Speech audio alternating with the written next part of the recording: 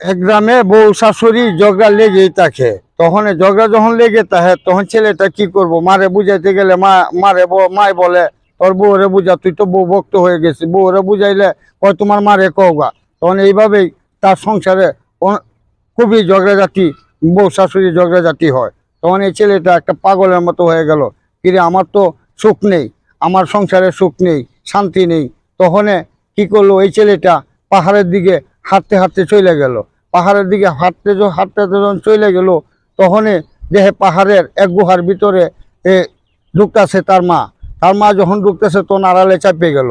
তখনই কিছুক্ষণ পরে দেখে তার বউ ঢুকতেছে। তখন তার বউ যখন ঢুকতেছে তখন আড়ালে চেপে গেল। তখন দেখে যে কিছুক্ষণ পরে তার মাও বেরিয়ে এলো, আবার কিছুক্ষণ পরে তার বউও বেরিয়ে এলো।